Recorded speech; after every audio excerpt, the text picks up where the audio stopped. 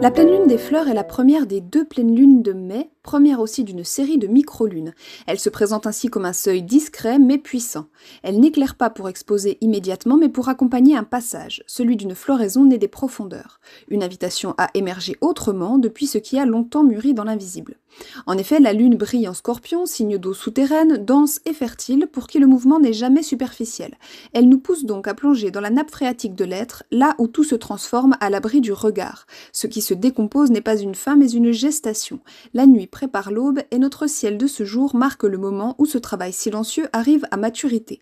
Regardons les choses en face, sans détour. Nous sommes enfin en mesure de nommer ce qui jusque-là était indicible. Le sensible, qui ne trouvait pas de mots, peut s'exprimer. Les prises de conscience se précisent et une bascule intérieure s'opère. Elle peut nous déstabiliser, nous fatiguer, nous rendre plus perméables, mais elle mérite d'être accueillie avec lucidité et gratitude. Les rêves notamment deviennent des messages précieux de ceux qui cherchent à émerger. Ce 1er mai est une fête du travail intérieur. Il initie un face-à-face sans concession avec notre vérité qu'il devient impossible de contourner. Il est temps d'assumer.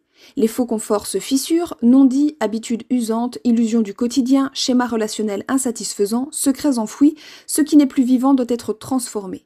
L'axe taureau-scorpion vient tendre un fil entre des pôles opposés, sécurité et changement, confort et crise, accumulation et lâcher-prise, apparence et vérité cachée. Une tension féconde mais inconfortable qui souligne le besoin d'ajustement. Les émotions peuvent entrer en friction avec la réalité, créant un décalage entre ce que l'on ressent et ce qui est possible ici et maintenant. Dans ce contexte, les relations jouent un rôle de détonateur. L'autre nous tend un miroir inévitable, qui, s'il est désagréable, est toujours juste. Entre attirance soudaine et prise de distance, entre désir et frustration, quelque chose se réorganise à sa lumière.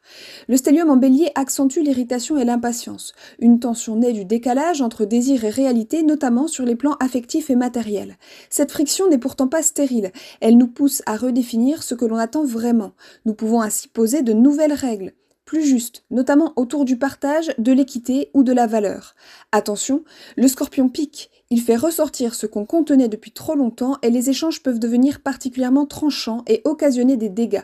Veillons à parler en conscience. Des transformations profondes peuvent également toucher la sphère familiale, il peut être question de révélation, de réajustement, voire d'effondrement nécessaire pour libérer ce qui se rejoue dans le transgénérationnel. Globalement, cette pleine lune marque une bascule importante, notamment dans le lien entre amour et finances. Elle invite à reconsidérer la place de l'amour inconditionnel, à renouer avec l'enfant intérieur et à distinguer le service juste du sacrifice épuisant. Heureusement, Jupiter en Cancer vient adoucir ce cap épineux, il est cette sagesse intérieure qui murmure, il offre un réconfort au bon moment et il permet parfois un changement de perspective salvateur.